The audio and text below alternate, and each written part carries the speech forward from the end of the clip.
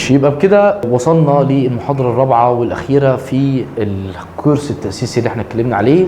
الكورس ده أو المحاضرة دي ممكن تتفرج عليها دلوقتي لو انت بتبدأ السنة، ممكن تأجلها شوية مع بداية شابتر 2 أو بالظبط لما تيجي تدرس في شابتر 2 المسائل. اتس اوبشن ليك، عايز تبدأ من أول السنة كدراسة ابدأها خدها من أول السنة، عايز تأجلها لحد ما تبدا دراسه في شابتر 2 وتاخد المسائل الرياضيه المسائل بتاعت الكيمستري برضه براحتك، ده اوبشن ليك، اعمل اللي انت عايزه. يبقى انت كده عرفت المحاضره النهارده بتتكلم على ايه. الحصه الرابعه والاخيره في الكورس التاسيسي بتاعنا هنتعلم فيه واحده من اهم التريكس المهمه جدا في ثالثه ثانوي كلها، هتاخدها معاك في شابتر اول حاجه في شابتر 2 كيميكال اناليسيس، في شابتر 3 كيميكال ايكويليبريم، حتى في شابتر 4 الالكتروكيمستري. عندك 3 شباتر من اصل 5 فيهم مسائل رياضيه، ففي معلومات كتير عن المول حضرتك خدتها في سنه اولى ثانوي هتحتاجها بنسبه 100%، مش هقول بقى لا 80 ولا 90، هي 100% من المعلومات اللي انت درستها عن المول في سنه اولى ثانوي هتحتاجها، بالاضافه الى انك ممكن ما تلاقيهاش موجوده عندك في ملازم الشرح او اثناء الشرح الرئيسي. فبالتالي المحاضره دي مهمه جدا.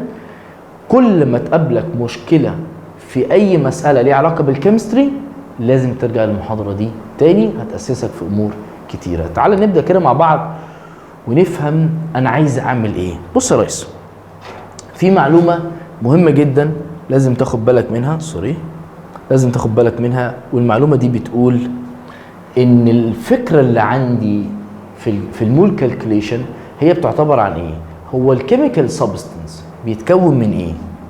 تعالى كده هتقولي الكيميكال سبستنس ده حضرتك كنت قلت لنا في محاضرات قبل كده في الكورس التاسيسي وبالاخص في المحاضره الاولى ان اي كيميكال سبستنس هو بيتكون من حاجه اسمها ايه؟ من حاجه اسمها اتومز، صح؟ هتقول لي انا فاكر الكلام ده. اقول لك حلو قوي.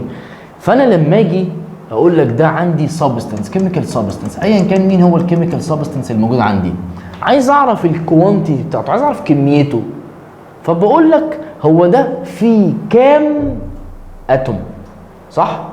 يبقى احنا في الكيمستري عشان انا مثلا قلم زي ده ميتال حلو، غالبا مصنوع من مش عارف من ايه، بس يعني هنقول مثلا تيتانيوم، ولو ان التيتانيوم غالي شويه على القلم زي ده.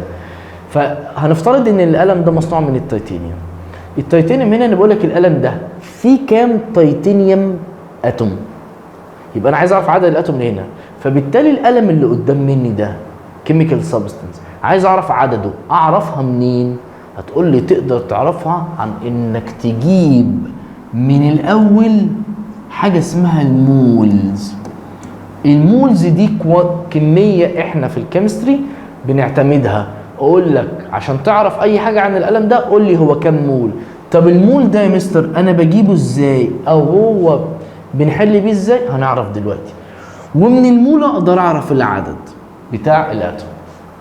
يبقى مره ثانيه يا دكتور، يبقى عندي مين؟ عندي كيميكال سبستنس. الكيميكال سبستنس ده عايز اعرف الكوانتيتي بتاعته، يبقى الاتومز اللي موجوده عندي دي عايز اعرف كميه الاتومز. طب اعرفها من خلال ايه؟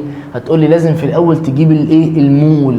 عشان اقول لك كام اتوم هنا لازم تقول لي ده كام مول. طب وانا يا مستر بجيب المول ده منين؟ هنعرف. بس فهمت الفكره بتاعتي؟ طيب عندي بقى سؤال مهم. chemical substance could be solid powder، صح؟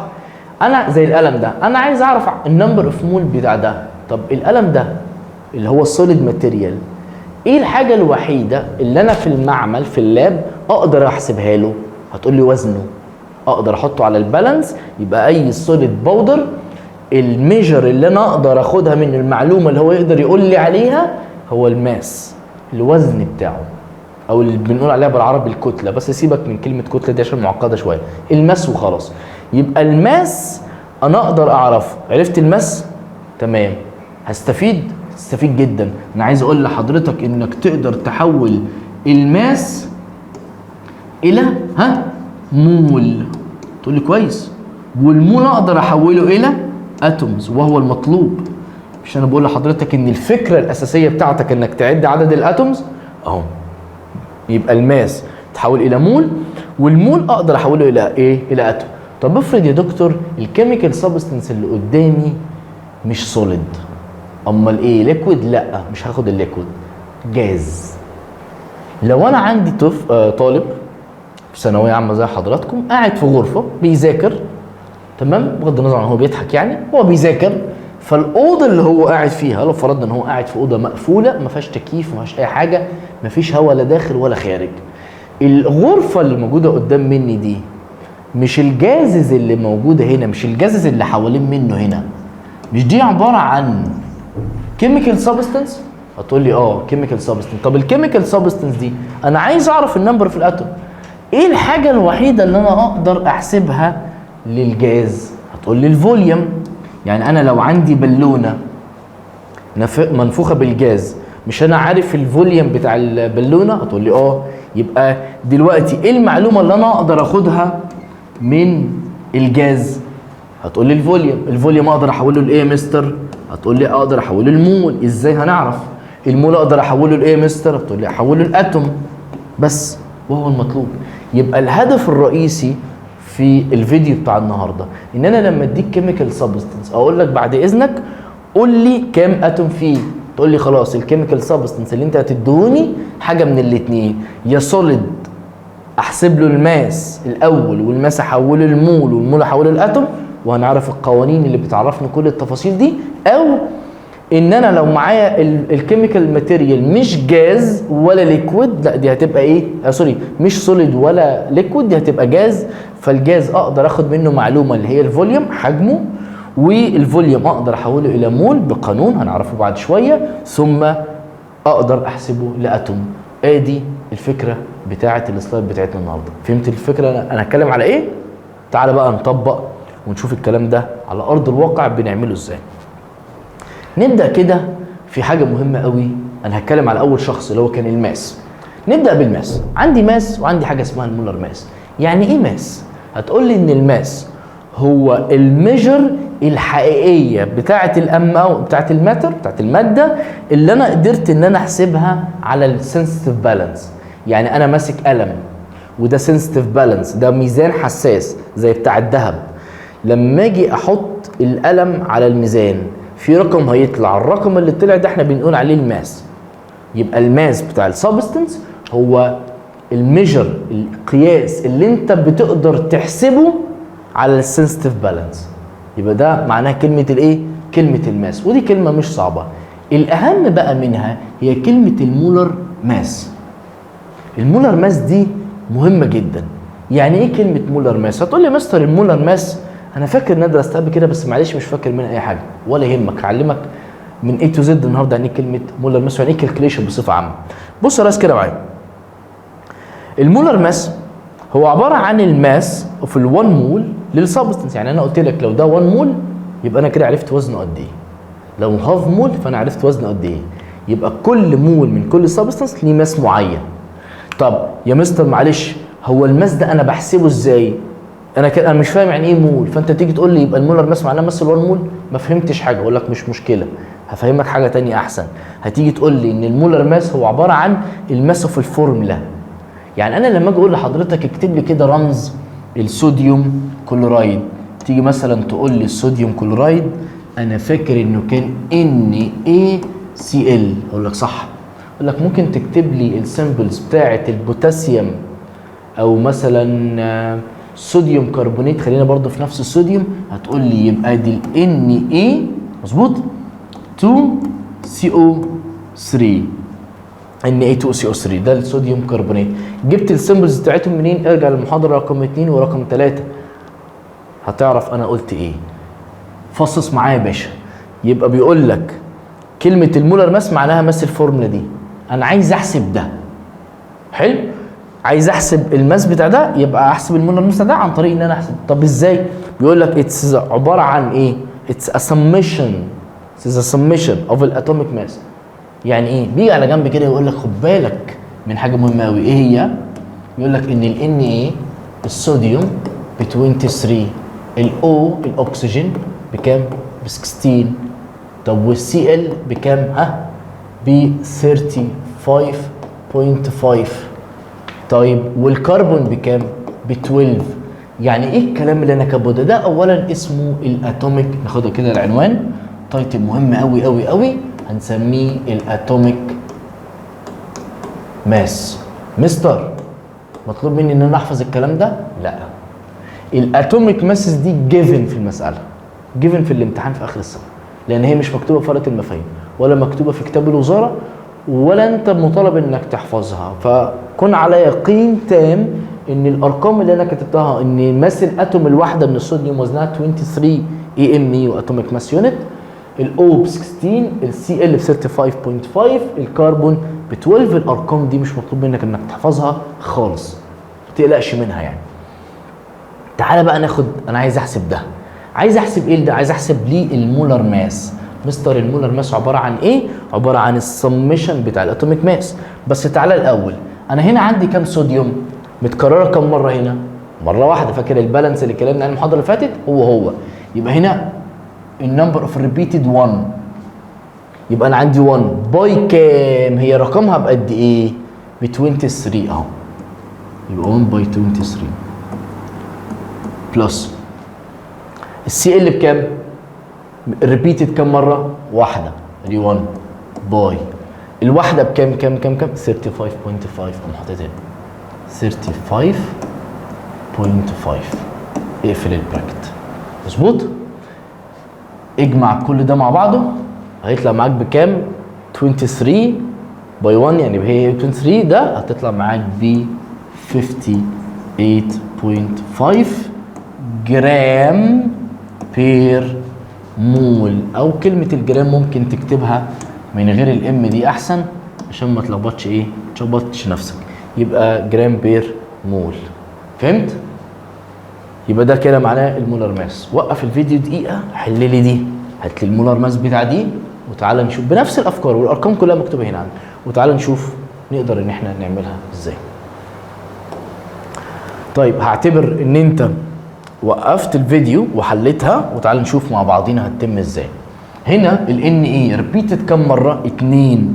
هنا كانت واحده لان كان مكتوب واحده، هنا دي ب 2، يبقى قول 2 باي كم؟ ال NA بكم؟ هتقول لي ب 23. مظبوط؟ يبقى دي هنا 23، اقفل البراكت يا مستر بعد اذن حضرتك، بلس الكربون سي دي متكرره كم مره؟ واحده، لان الاثنين دي بتاعت الصوديوم والثلاثه دي بتاعت الاكسجين، يبقى الكربون دي بكام؟ بواحد، يبقى تقول لي 1 باي كام؟ 1 باي 12، انا اسف، الكربون ب 12. ايه خلاص عم يكتب ب 12، اقفل البراكت يا باشا. خد بالك انا بعمل ايه؟ سميشن اهو بص، شايف كلمه سميشن دي؟ يبقى انا باخد كل اليمنت لوحده واجمعه على الاليمنت اللي جنب منه. طب يطلع يا مستر معايا هنا كام؟ بلس ايه؟ الاو بكام؟ ب 16 اهي. طب هي ريبيتد كام مره يا مستر؟ ب3، يبقى 3 باي كام؟ باي 16. اقفل البراكت يا مستر، اشتغل معايا، تطلع معاك ب 106 جرام بير مول. لو عملتها صح جود لك، سكرين شوت، ظبط الدنيا عشان ترجع له تاني، وتعالى نشوف مع بعضينا هناخد ايه. كده انا فهمت يعني ايه كلمه ماس ومولر ماس، ده مجرد مقدمه. تعالى بقى نطبق. اعمل ايه يا مستر؟ بيديك مساله وادي الرول بتاعك، الرول بيقول لك ان الماس بيساوي النمبر اوف مول في المولر ماس. لو انت بتتلخبط في التراينجل اقدر اكتبه لك كده، يبقى تقول لي يا مستر ان الماس بيساوي النمبر اوف مولز، حلو، باي المولر ماس. المولر ماس بالمناسبه بنختصرها ام، ماشي؟ مش باينه؟ اكتبها لك هنا تاني اهو، بص تاني عشان ايه لو ما كانتش باينه بس. يبقى الماس بيساوي نمبر اوف مولز باي المولر ماس، ده بنقدر نختصره بالام ام دوت ام كده. حلو الكلام ده يا ريس؟ طيب يبقى ده الرول اللي موجود عندك اهو. طيب بص بقى معايا. بروبلم نمبر 1 هحلها انا وهسيب لك انت بروبلم نمبر 2. بروبلم نمبر 1 بيقول لي calculate the number of moles of 10 جرام من الصوديوم هيدروكسيد. في المقام الاول لازم اعرف هو مين السمبل بتاعي. بيقول لي صوديوم هيدروكسيد على جنب كده صوديوم Na. اكيد انت فاكر الكلام ده من المحاضره الثانيه والثالثه. هيدروكسيد يعني OH هنا 1 1. ايوه انا افتكرت يا مستر حضرتك كنت قلت لي عليها فين؟ في المحاضره الاولى والثانيه. يبقى شكله عامل ازاي؟ يبقى NaOH. اكتب كده مع بعض ادي ال NaOH. هو بيقول لي calculate the number of mole. يبقى انا عايز ده. حلو؟ ل 10 جرام يبقى انا معايا ده. يبقى انا مين المشكله اللي عندي؟ المشكله اللي عندي الاخ ده. صح؟ يبقى ده بنقول عليه السكند ريكوايرد. لازم اجيبه غصب عني عشان اقدر اجيب ده المين ريكوايرد. ده المطلوب الاساسي اللي موجود عندك في النمبر اوف مول. ده مش موجود بس اللي انت لازم تحسبه. خلاص اروح احسبه. المولر ماس انا فاكر كويس قوي ان ال Na كانت بكام؟ كانت ب 23. بص قلت لك ما تحفظليش الارقام بتبقى جيفن في المساله سهله. يبقى 23 ريبيتد كم مره؟ مره واحده يبقى 1 باي 23. يلا يا مستر بلس الاكسجين مكرر كم مره؟ مره واحده. والواحده بكام؟ ب 16 يبقى 1 باي 16. واللي بعد منه الاتش ب 1 يبقى 1 باي 1. شكرا يا دكتور. يبقى الام بتاعتي المولر ماس بتاعي بكام؟ اجمع كده كل دول ب 40. طب والماس بكام؟ هتقول لي الماس بكام؟ ب 10 جرام. يبقى النمبر اوف مول بكام؟ سهله قوي. تعمل ايه؟ خلاص الماس بيساوي ده في ده. مظبوط كده؟ يبقى انا لما اجيب ده يبقى اعمل ده ديفايد ده. لو انت عندك مشكله يعني في التريانجل كتبته لك هنا. انت معاك الماس معاك المولر ماس عايز تطلع ده بالديفايد، مش عايز ممكن تعملها شيفت سولف كلها على بعضيها.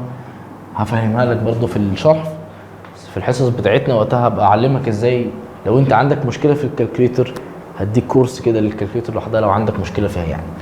طيب تعمل ايه؟ يبقى تقول لي يبقى النمبر اوف مول. يبقى المول بتاعي بيساوي ماس اوفر المولر ماس. الماس بكام؟ الماس ب 10. المولر ماس بكام؟ ب 40. يبقى ايكوال كام؟ 1 اوفر 4 يعني ب 0.25. واوعى تنسى الميجر يونت اللي بنسميها مين؟ المولز. وقف الفيديو وارجع حل لي دي وبعد ما توقف الفيديو تعالى لي. طيب يبقى انت كده وقفت الفيديو ورجعت وتعالى معايا بقى نحل المساله دي ونشوف الدنيا فيها ايه. طيب بص يا ريس، هو المساله بيقول لك ايه؟ بيقول لك calculate the mass of 0.1 مول. يبقى هنا انا بقى المره دي مديك ايه الجيفن. خد كده معاك الجيفن على جنب. هتقول لي ده حضرتك مديني الجيفن مديني المول. يبقى المول بكام؟ المول ب 0.1. حلو. ومديك البوتاسيوم كربونات سولت وعايز منك الماس. يبقى انا عايز الماس. يبقى الماس مطلوب مني ان انا اجيبه ده الريكوايرد بتاعي. يبقى انا اوريدي بقى معايا ده مش معايا ده. وده زي ما قلت لك تقدر تجيبه في اي مساله. نيجي مع بعض لازم نكتب السيمبل بتاعنا. هو بيقول لي ايه؟ بيقول لي بوتاسيوم كربونات. طب البوتاسيوم كربونات السيمبل بتاعه ايه؟ بوتاسيوم K1 كربونات CO3 بكام؟ ب 2 كروس مالتيبليكيشن يبقى اسمه K2CO3. احسب كده يا باشا معايا. طب البوتاسيوم الواحده بكام؟ ب 39 يبقى 2 باي 39 بلس الكربون الواحده ب 12 يبقى 1 باي 12 بلس الاكسجين ب 16 يبقى متكرره كم مره؟ 3 يبقى 3 باي 16. نحسب كده مع بعضينا. يبقى بيقول انا عندي 2 باي 39 بلس 12 بلس 3 باي 16 يبقى ايكوال كله 100. يبقى تقول لي ان المولر ماس بتاعتي بكام؟ 138. حلو.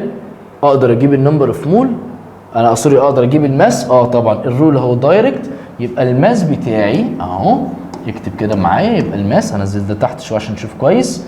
يبقى الماس بتاعي بيساوي النمبر اوف مولز ملتبلاي المولر ماس. النمبر اوف مول بكام يا دكتور؟ ب 0.1 باي المولر ماس بكام؟ 138. يبقى ناخد الرقم ده باي 0.1 يبقى بيساوي، هتقول لي 13.8 جرام. صح؟ حليت صح والدنيا تمام كمل، ما حليتش صح عيد الفيديو تاني لانك لازم تفهم.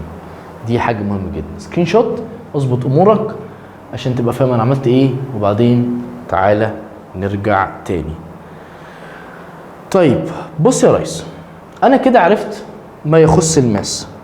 طيب ما يخص الفوليوم، اتفقنا مع بعض كده قلنا ان انا لو عندي 1 مول، فاكر الحته بتاعت الفوليوم؟ قلت لك دلوقتي ان ال1 مول اوف اني جاز ات الاس تي بي. معناه ايه اس تي بي يا مستر؟ معناه ستاندرد تمبريتشر اند بريشر اكيوباي، يعني يشغل حيز من الفراغ. مقداره قد ايه؟ مقداره 22.4 لتر. الليتر بتاعنا العادي اللي هو بتاع الليكويد. ازاي؟ مش فاهم حاجه يا مستر. اقول لحضرتك، عندك بالونه، حلو؟ البالونه دي الفوليوم بتاعها 30 لتر، 30 لتر، حلو؟ هل هي ده معناها ان هي 3 مول؟ طبعا الاكزامبل ده غلط، عشان في ده اكزامبل كان منتشر جدا على الويب سايت وفي بعض الكتب. الاكزامبل ده كان غلط. انا معايا 3 مول، عايز اعرف الفوليوم بتاعه، فده مش هيناسبني. طب اعمل ايه؟ انت كل اللي انت هتعمله، بص كده معايا، تخيل ان الرقم ده، بص كده معايا، انا همسح ده، حلو؟ بص انا هقوم جاي دي كده كانك ما شفتش حاجه من دول، ماشي؟ وتعالى معايا يا ريس، احنا عايزين نحسب، حلو؟ نشوف النمبر اوف مول بيساوي ايه. المعلومه بتقول لحضرتك ان النمبر اوف مول، ان ال1 مول اوف اني سبستانس اكيوباي 22.4 لتر من الجاز. طب القانون بتاعي ازاي؟ القانون بتاعي نفس اللي فات، فوليوم فوق يبقى ده في ده ملتبلاي وده ديفايد زي ما اتفقنا، مظبوط؟ حلو. عايز احل مساله، تعال نبدا على طول. ايه السرعه دي؟ يبقى انا لو معايا بالونه عارف اقيس الفوليوم بتاعها، اقدر ان انا اعرف النمبر اوف مول بتاعها. وزي ما اتفقنا لو انت عرفت النمبر اوف مول يبقى ده معناه ان انت تقدر تحسب النمبر اوف اتوم، مظبوط؟ وده كانت الفكره الاساسيه بتاعت الفيديو ده اصلا. صلي على النبي كده وتعالى نبدا مع بعضينا. بيقول لي ايه؟ بيقول لي البروبلمز الموجوده رقم 1 بيقول لي كالكوليت ذا نمبر اوف مولز، احسب لي النمبر اوف مول. اقول له ماشي مفيش مشاكل. هنمسح مع بعضينا الحته الصغنطوطه دي. بيقول لي النمبر اوف مول، نكتب بالقلم اللون الاحمر. انا عايز المول، ماشي. كالكوليت ذا نمبر اوف مولز، يبقى المول بتاعي unknown انا ما اعرفوش، ومديني 4.7 لتر، يبقى ده فوليوم، ده حجم الجاز. وطبعا ات الاس تي بي دي لازم تكون موجوده، مكتوبه مش مكتوبه مش مشكله كتير، بس يعني في الاغلب بتبقى مكتوبه 7.4. وانا عايز اجيب مين؟ عايز اجيب المول، سوري، عايز اجيب المولر ماس. تاني المولر ماس هو ده، لا سوري مفيش مولر ماس هنا، سوري انا معايا المول ومعايا الفوليوم، انا عايز اجيب النمبر اوف مول على طول. كالكوليت ذا نمبر اوف، انا اسف، انا معايا الفوليوم ومعايا المولر فوليوم اللي هو الرقم الثابت ده، اللي هو ده ب 22.4. معلش هنكت شويه.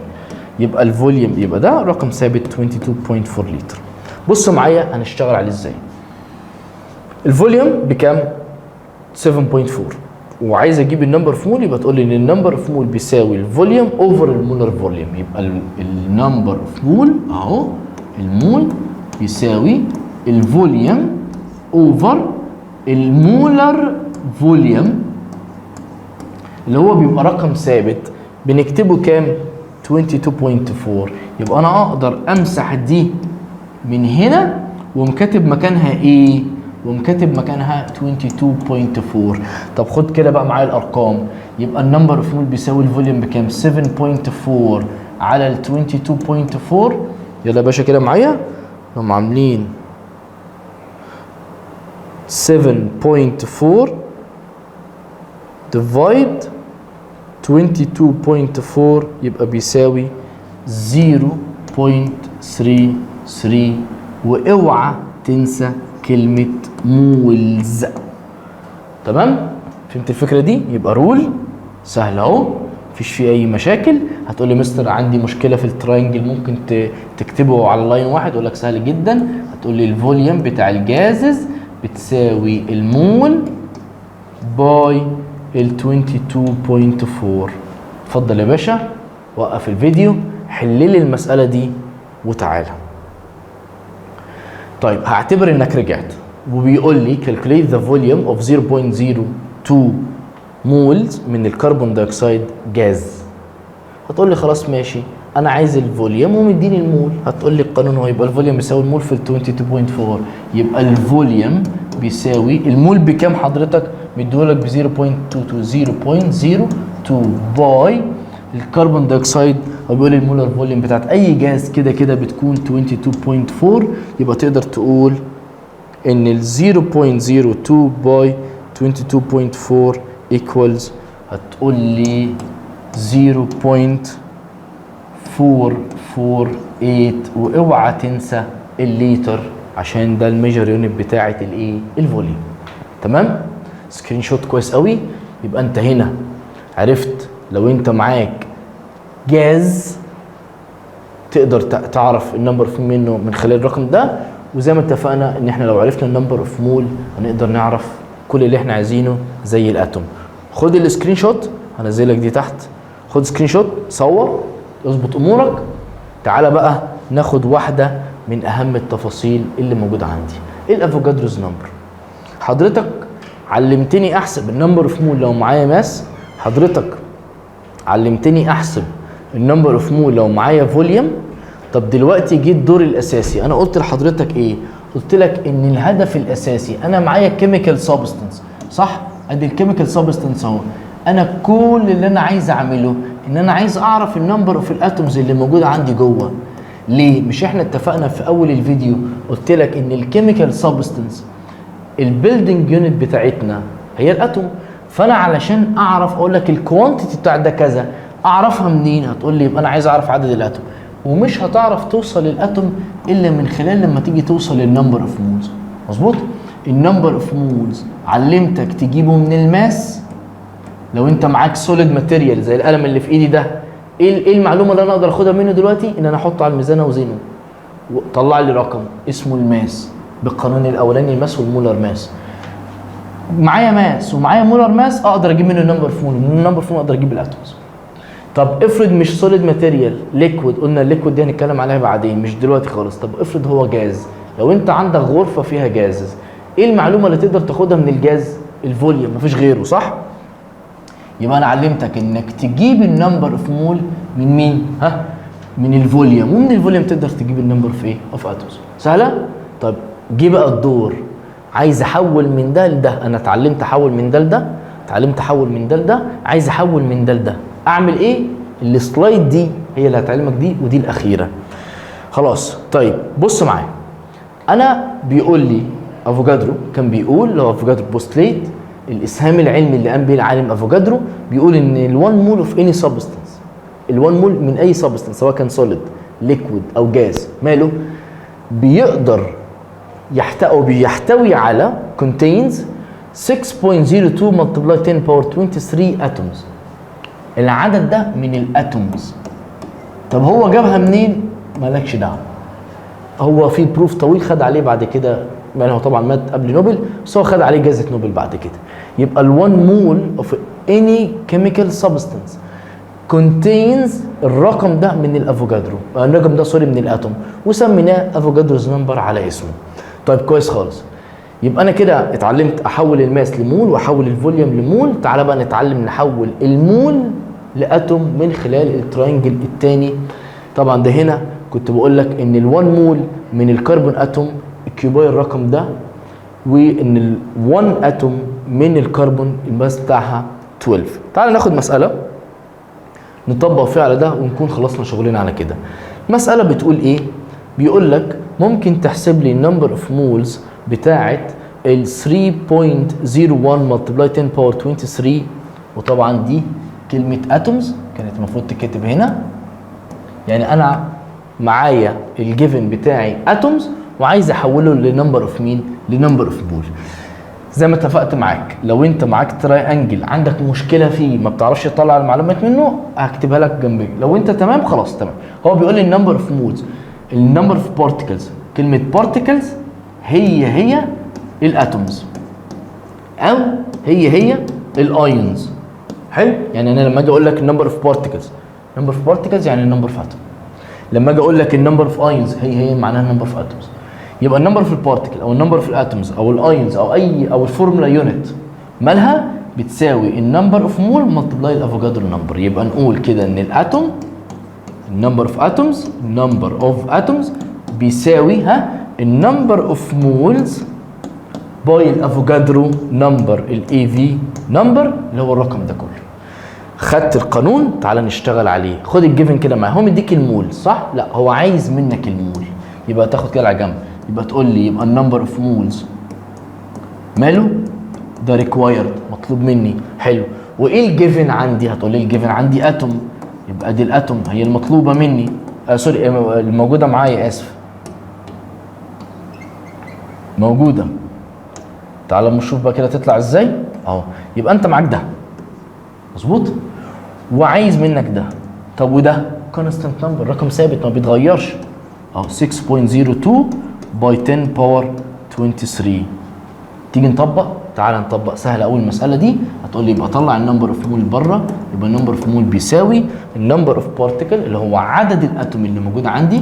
يبقى دي النمبر اوف اتومز ديفايد مين؟ هتقول لي ديفايد الافوجادروز نمبر اللي هو 6.02 باي 10 to the power 23. خد كده مع بعض انقل الارقام. يبقى الرقم ده يتكتب فوق 3.01 باي 10 باور 23 ديفايد الافوجادرو 6.02 باي 10 باور 23 يبقى بيساوي 0.5 هاف. واوعى تنسى الميجر يونت. المول الميجر يونت بتاعتها ايه؟ لسه معلمك في اول فيديو. هتقول لي المولز. تمام؟ لو الدنيا كده تمام معاك زي الفل هنزل لك دي. خد سكرين شوت يبقى انت عرفت التفاصيل بتاعتها وترجع لي تاني. طيب هعتبرك وقفت الفيديو خدت السكرين شوت بتاعتك. تعالى بقى نمسح وناخد ابلكيشن على الثلاث قوانين كلهم مره واحده. انا كاتب لك هنا الثلاثه اللي موجودين عندك، ثلاثه ترينجل، مسالتين يعني حاولت انوع. جبت لك مساله تشويس ومساله ايسي عاديه خالص بحيث ان جت كده. انا زي ما اتفقت قلت لك في اول فيديو ان ده التاسيس اللي انت هتحتاجه في شابتر 2 و 3 و 4 مش دلوقتي خالص. فزي ما اتفقت معاك ممكن تشتغل عليه دلوقتي، تشتغل عليه مع بدايه شابتر 2 زي ما انت عايز. وقف الفيديو، حاول انت لوحدك تحل لي اول مساله بس وارجع شوفني بحلها ازاي. صح مش صح افهم الغلط اللي انت عملته وبعدين كمل معايا. بص يا دكتور كده معايا. المساله الاولانيه تعالى ناخد كده مع بعض بسرعه الجيفن. بيقول لي what is the number of molecules. molecules يعني اتوم برضه. يبقى تعالى كده نكتب هنا بلون مختلف. هتقول لي يبقى الموليكيول هي الايه؟ الاتومز. حلو؟ طيب اللي موجوده في الامونيا جاز، فاكر اول تاني محاضره لما كلمتك ايه الفرق ما بين كلمه امونيا وامونيوم؟ دي امونيا يبقى دي جاز. بيقول لك لما يكون الماس بتاعها بالرقم ده. طيب تعالى كده ناخد الجيفن نفصصها مع بعضينا. المساله بتقول انا معايا ماس حلو بيساوي كام؟ بيساوي 43 بوينت كام؟ 0.5. طيب والموليكيولز انا عايز الاتوم دي مش معايا. طيب وبعدين بس يبقى انا عايز اوصل لمين؟ مش انا عايز اوصل للنمبر اوف اتومز. النمبر اوف اتومز مستحيل اوصل لها الا لما يكون معايا النمبر اوف مول. يبقى بالتالي انا لازم اجيب النمبر اوف مول، يبقى احط النمبر اوف مول هنا. ماله؟ مطلوب برضو مني. طب انا اجيب المول منين؟ ده في مول وفي مول وفي مول. ايه المعلومات اللي من الثلاثه تراينجلز دول اللي انا اقدر اجيب منها المول؟ ايوه، الماس. يبقى الماس فين؟ اهو ده معايا، وكده كده زي ما اتفقنا المولر ماس بتبقى موجوده معايا. يبقى انا اقدر اجيب النمبر اوف مول ولا ما اقدرش؟ اقدر. يبقى القانون الاولاني هتقول لي النمبر اوف مول بيساوي الماس على مين؟ على المولر ماس. طب يا مستر معلش، هو الماس ده فين؟ اهو. طب المولر ماس دي فين؟ معرفش. اقدر احسبها على جنب. تقول لي يبقى ال NH3 ال N متكرره كم مره هنا؟ مره واحده. يبقى 1 باي كم؟ 14 اهو، ادي ال 14 بلس الهيدروجين هنا متكرره كم مره؟ هنا متكرره 3 مرات وهي بواحد. يبقى 1 باي 3 عشان هي متكرره 3 مرات وهي بواحده، يبقى بيساوي 17. تعالى كده بقى مع بعضينا. يبقى الماس بكده يساوي كام؟ 43 بوينت كام؟ 0.5. دي المفروض 5 على ال 17. تعالى كده نحسب النمبر اوف مول. يبقى النمبر اوف مول بيساوي 43.5 ديفايد ال 17 اللي هو المولر ماس، يبقى بيساوي 2.55 من مين؟ من النمبر اوف مولز. يبقى ده كده مين؟ ده كده المولز. جبت النمبر اوف مولز؟ اقدر اجيب الاتوم طبعا. هتقول لي يبقى الاتوم بيساوي، ركز كده معايا، النمبر اوف مول في مين؟ في الافوجادرو. طب النمبر اوف مول بكام؟ 2 سوري، النمبر اوف مول بيساوي كام؟ 2.55. معلش القلم هنك شويه. ملتبلاي الافوجادرو اللي هو كام؟ 6.02 باي 10 باور 23. يبقى اخد الرقم ده باي كام بقى يا باشا معايا كده؟ يبقى هتقول لي باي 6.02 ملتبلاي 10 باور 23 هيساوي 1.54 ملتبلاي 10 باور نيجاتيف 24. يبقى بقصر باور 24 من غير نيجاتيف. يبقى تبقى الاجابه بالنسبه لي سي. دي البوينت الاولى. فهمتها؟ حلتها صح كويس في الاول، شكرا. ما حلتهاش صح افهم انا ايه الغلط اللي انت عملته، وتعالى حل لي اخر مساله ونشوف ايه اللي يحصل معايا. طيب هعتبرك وقفت الفيديو وهعتبرك بدات حليت المساله. تعالى ناخد المساله كده دي مع بعضينا ونشوف المساله دي. بيقول لي وات از ذا فوليوم، سوري بيقول لي وات از ذا نمبر اوف اتوم. يبقى انا عايز الاتوم، ادي رقم 1. اند الماس عند رقم 2. يبقى انا عايز مني حاجتين ومديني النمبر اوف مول. حلو. لمين؟ للان اوتو جاز. حلو. ابدا باللي انت عايزه. نبدا مثلا باول حاجه، عايز الاتوم صح؟ تقول لي طب ما القانون اهو، الاتوم ماله؟ بيساوي المول في الافوجادرو. طب المول بكام؟ 1.25. يبقى تقول لي هنا دي مساله سهله خالص. هتقول لي يبقى الاتوم بيساوي ماشي 1.25 اللي هو مين؟ اللي هو النمبر اوف مول. ملتبلاي مين؟ ادي في ملتبلاي تحت هنا اهي. ملتبلاي مين؟ الافوجادرو اللي هو كام؟ 6.02 باي 10 باور 23. اكتب بقى كده معايا يبقى تقول 1.25 ملتبلاي 10 ملتبلاي 6.02 ملتبلاي 10 باور نيجاتيف باور 23. يبقى الرقم هيساوي 7.5 ملتبلاي 10 باور، رقم مش هيكون ظاهر معايا هنا للاسف لان ده مش الكالكوليتر، فهيبقى في رقم هنا انا بصراحه مش هقدر اطلعه معاك دلوقتي. تمام؟ طيب ده رقم 1. رقم 2 بعد ما جبت النمبر اوف ايه؟ اوف اتومز، عايز مني الماس. يبقى لازم اروح اجيب المولر ماس الاول. طب المولر ماس بتاعت ال NO2 بكام؟ انا عندي واحد فيه كام؟ 14 بلس الاو متكرره كام مره؟ 2. يبقى 2 باي كام؟ باي 16. يبقى 2 باي 16 اهو 32 بلس ال 14 يبقى ايكوال 46. ادي 46. هو عايز بقى مني مين هنا؟ نعملها بقلم لون مختلف. عايز مني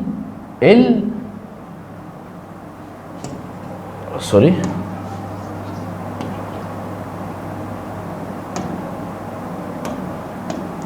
عايز مني مين؟ عايز مني الماس. يلا معايا يا باشا. هتقول لي يبقى الماس بيساوي النمبر اوف مول باي المولر ماس. طب يبقى الماس بتاع حضرتك بيساوي ايه؟ النمبر اوف مول بكام؟ 1.25 ملتبلاي المولر ماس بكام؟ اهو ب 46 ايكوال كام؟ يبقى تيجي هنا تقول له 46 باي 1.25 يبقى بيساوي ايكوالز، معلش هكتبها كلها في لاين واحد، ب 57.5. وما تنساش الجرام زي ما انا ما نسيت هنا كلمه الاتومز، اوعى تنسى الميجر يونت. لو طلعتها بالرقم ده وحليتها بالشكل ده يبقى انت كده تمام. سكرين شوت وتعالى نشوف. خد سكرين شوت الاول. تمام طيب، وتعالى نشوف ايه الجديد اللي عندي. اهم حاجه وافضل حاجه، او احنا كده خلصنا الحصه. الهوم ورك ده اهم حاجه انا هقولها النهارده. الهوم ورك هيبقى عندك اكسرسايز كتير قوي اشتغل عليها، وان شاء الله كده نكون انتهينا من الكورس التاسيسي الخاص بسنه ثالثه ثانوي. مهم قوي قوي قوي المعلومات دي كلها تكون موجوده معاك قبل ما تبدا المرحله. الفيديوهات موجوده مش هشيلها، تقدر ان انت ترجع لها في اي وقت على مدار السنه كلها. وما تنساش زي ما قلت لك قبل كده تمنشن صحابك او تبعتها لهم بحيث ان هم كلهم يستفيدوا. اشوفكم المره الجايه على خير. شكرا والسلام عليكم ورحمه الله.